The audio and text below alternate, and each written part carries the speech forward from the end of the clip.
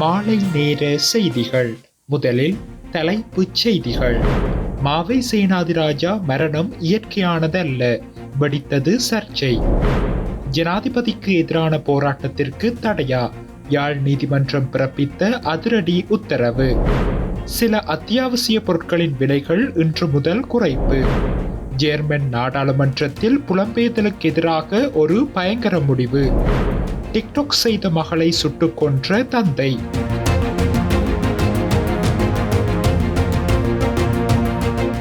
தொடர்பென விரிவான செய்திகள். இலங்கை தமிழரசு கட்சியின் முன்னாள் தலைவர் மாவை சேனாதிராஜா மரணத்தில் புதிய தகவல்கள் வெளிவந்துள்ளன. இந்நிலையில் அவரின் மரணம் இயற்கையானதல்ல என்றும் அதற்கு பின்னணியில் கொடூரமான உளவியல் அழுத்தம் உள்ளதாக வைத்திய நிபுணர்களும் குடும்பத்தினரும் தெரிவித்துள்ளனர். கடுமையான மன அழுத்தம், அதிர்ச்சி அல்லது தாங்க முடியாத ஏக்கம் தலையின் முக்கிய நரம்பில் இரத்த ஓட்டத்தை அதிகரித்து அதன் செயல்பாடு பாதிக்க காரணமாக இருக்கலாம் என்கின்றனர். மாவையை தலைவர் பதவியில் இருந்து நீக்க காரணமானவர்களாக மரணத்திற்கு முதல் நாள் கடும் வாக்குவாதத்தில் ஈடுபட்ட CVK சிவஞானம், வைத்தியர் சத்தியலிங்கம், சுமந்திரன் மற்றும் சாணக்கியன் ஆகியோரின் செயல்கள் மாவையின் உயிரிழப்பிற்கு வழிவகுத்திருக்கலாம் என கூறியுள்ளனர். அதேவேளை மாவையை தமிழரசு கட்சியில் இருந்து முழுமையாக நீக்குவதற்கு சுமந்திரன் வழிகாட்டலில் சில முக்கிய உறுப்பினர்கள் கையெழுத்திட்ட சம்பவம் மிகுந்த மன அழுத்தத்தை ஏற்படுத்தியதாக தெரிவிக்கப்படுகின்றது. கடந்த 26ஆம் தேதி அன்று அவரது வீட்டிற்கு CVK சிவஞானம் மற்றும் வைத்தியர் சத்தியலிங்கம் சென்று மாவையை கட்சியில் இருந்து விரட்ட திட்டமிட்டு கடுமையான அழுத்தம் கொடுத்ததாகவும் இதனால் மாவை அதிகமான மன உளைச்சலுக்கு ஆளானதாகவும் உறவினர்கள் கூறியுள்ளதாக தகவல்கள் தெரிவிக்கின்றன. இதன்படி மாவையின் மரணத்திற்கு பின்னணியில் 19 அரசியல்வாதிகள் தொடர்புடையதாக குடும்பத்தினர் குற்றம் சுமத்தியுள்ளனர். யாழ்ப்பாணத்திற்கு ஜனாதிபதி விஜயம் செய்யவுள்ள நிலையில் அவருக்கு எதிராக போராட்டங்கள் முன்னெடுக்கப்படலாம் என கருதி 5 பேருக்கு எதிராக தடையுத்தரவு கோரி யாழ் நீதவான் நீதிமன்றில் தாக்கல் செய்யப்பட்ட மனுவை நீதிமன்றம் இன்று நிராகரித்துள்ளது. யாழ்ப்பாணம் போலீசாரால் நேற்று இந்த வழக்கு தாக்கல் செய்யப்பட்டது.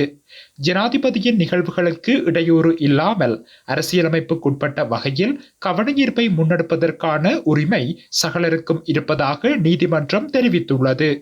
ஜனாதிபதி அனுரகுமார திசாநாயக்க யாழ்ப்பாணத்தில் பல்வேறு கூட்டங்களில் பங்கேற்பதற்காக நாளை யாழ்ப்பாணம் வருகின்றார். இந்நிலையில் யாழ்ப்பாணத்தில் ஜனாதிபதிக்கு எதிர்ப்பு தெரிவிப்பதற்கான போராட்டத்தை தடுக்கும் வகையில் 5 பேருக்கு தடை கட்டளை கோரி போலீசார் நீதிமன்றில் விண்ணப்பித்திருந்தனர். இது தொடர்பில் தங்கள் தரப்பு நிலைப்பாட்டை நேரடியாகவோ சட்டத்தரணி ஊடாகவோ யாழ்ப்பாணம் நீதவான் நீதிமன்றில் இன்று முன்வைக்குமாறு நீதிமன்றம் பிரதிவாதிகளுக்கு கட்டளையிட்டிருந்தது. பாராளுமன்ற உறுப்பினர் ராமநாதன் அர்ச்சுனா, வடக்கு மாகாண வேலையில்லா பட்டதாரிகள் சங்கத்தின் தலைவர் சசிகரன், போராளிகள் நலன்புரி சங்கத்தின் தலைவர் பிரபாகரன், குரலற்றவர்களின் குரல் அமைப்பின் தலைவர் முருகையா கோமகன் உள்ளிட்ட 5 பேருக்கு எதிராக தடை கட்டளை கோரி வழக்கு தாக்கல் செய்யப்பட்ட நிலையில் அதனை நீதிமன்றம் நிராகரித்துள்ளது. வடக்கு மாகாண வேலையில்லா பட்டதாரிகள் சங்கத்தின் தலைவர் சசிகரன் மற்றும் போராளிகள் நலன்புரி சங்கத்தின் தலைவர் பிரபாகரன் சார்பில் சட்டத்தரணி விஸ்வலிங்கம் மணிவண்ணன் ஆஜராகி தனது வாதங்களை முன்வைத்திருந்தார். லங்கா சதோச நிறுவனம் சில அத்தியாவசிய பொருட்களின் விலைகளை குறைத்துள்ளது. இதன்படி 230 ரூபாவாக இருந்த இறக்குமதி செய்யப்பட்ட 1 கிலோ வெங்காயத்தின் விலை 220 ரூபாவாகவும், 175 ரூபாவாக இருந்த 1 கிலோ பால்மாவின் விலை 165 ரூபாவாகவும், 1 கிலோ வெள்ளை வெங்காயத்தின் விலை 165 ரூபாவாகவும், 240 ரூபாவாக இருந்த சீனி 235 ரூபாவாகவும் குறைக்கப்பட்டுள்ளது. அத்துடன் 288 ரூபாவாக இருந்த சிவப்பு பருப்பு கிலோ ஒன்றின் விலை 285 ரூபாவாகவும், 210 ரூபாவாக இருந்த இறக்குமதி செய்யப்பட்ட சிவப்பு பருப்பு கிலோ ஒன்றின் விலை 209 ரூபாவாகவும் குறைக்கப்பட்டுள்ளது. இன்று முதல் நாடளாவிய ரீதியில் உள்ள சதோச விற்பனை நிலையங்களில் இந்த தள்ளுபடியை பெற்றுக்கொள்ள முடியும் என முகவர் நிலையம் குறிப்பிட்டுள்ளது. புலம்பெயர்வோரை இருகரம் நீட்டி வரவேற்கும் ஜேர்மனியில் வரலாற்றில் முதல் முறையாக புலம்பெயர்தலுக்கு எதிராக ஒரு பயங்கரமான முடிவு எடுக்கப்பட்டுள்ளது. ஜெர்மன் வரலாற்றிலேயே முதன்முறையாக புலம்பெயர்தல் எதிர்ப்பு வலதுசாரி கட்சியொன்று ஆதரவளித்த பிரேரணை ஒன்று நாடாளுமன்றத்தில் வெற்றிகரமாக நிறைவேற்றப்பட்டுள்ளது. ஜெர்மனியை சமீப காலமாக கத்திக்குத்து தாக்குதல்கள் உலுக்கிக் கொண்டிருக்கும் நிலையில் அந்த தாக்குதல்களின் பின்னணியில் புலம்பெயர்ந்தோர் இருக்கும் விடயம் அரசியலாகியுள்ளது. இப்படி புலம்பெயர்ந்தோர் நம் பிள்ளைகளை கொன்று கொண்டே இருப்பதை நாம் பார்த்து கொண்டே இருக்கலாமா என கேள்வி எழுப்புகின்றார்கள் எதிர்க்கட்சியினர். இந்நிலையில் ஜெர்மனியின் பிரதான எதிர்க்கட்சியான CDU அல்லது CSU கட்சிகளின் கூட்டணி புலம்பெயர்தல் மற்றும் புகலிட விதிகளை கடுமையாக கட்டுப்படுத்துவது தொடர்பில் நாடாளுமன்றத்தில் பிரேரணை ஒன்றை முன்வைத்தது. புலம்பெயர்தல் எதிர்ப்பு வலதுசாரி கட்சியான AfD கட்சி அந்த பிரேரணைக்கு ஆதரவாக வாக்களிக்க ஜெர்மன் வரலாற்றில் முதன்முறையாக வலதுசாரி கட்சியொன்றின் உதவியுடன் பிரேரணை ஒன்று வெற்றிகரமாக நிறைவேற்றப்பட்டுள்ளது.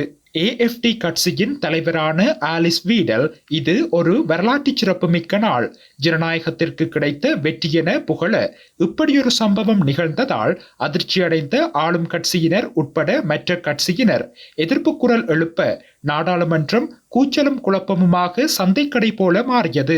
விடயம் என்னவென்றால், பிப்ரவரியில் ஜெர்மனியில் பொதுத் தேர்தல் நடைபெறவுள்ளதால் அந்த பிரேரணை சட்டமாக அமலாகுமா என்பது சந்தேகமே. மேலும் அப்படியே அது சட்டமாக அமுல்படுத்தப்படுமானால் அது ஐரோப்பிய ஒன்றிய விதிகளுக்கு எதிரானது என்பதால் மேலும் குழப்பங்களே உருவாக உள்ளன என்பது குறிப்பிடத்தக்கது. பாகிஸ்தானில் தந்தையே அவரது மகளை சுட்டுக் கொன்றமை சர்வதேச ஊடகங்களிடையே பேசுபொருளாக மாறியுள்ளது. பாகிஸ்தானின் பலுசிஸ்தான் மாகாணத்தைச் சேர்ந்த 15 வயது சிறுமி ஒருவரே இவ்வாறு சுட்டுக் கொல்லப்பட்டுள்ளார். சம்பவம் தொடர்பில் மேலும் தெரிய வருகையில், குறித்த சிறுமி டிக்டாக்கில் காணொளி வெளியிடுவதை வழக்கமாக வைத்துள்ளார்.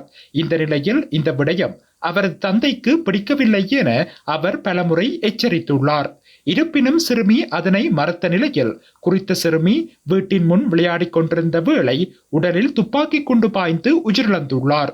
எங்கிருந்தோ பாய்ந்து வந்த குண்டுபட்டு சிறுமி இறந்ததாக அவரது தந்தை தெரிவித்திருந்த நிலையில் காவல்துறையினர் நடத்திய விசாரணையில் தந்தையும் அவரது மைத்துனரும் சேர்ந்து சிறுமியை ஆணவ கொலை செய்தது தெரிய வந்துள்ளது.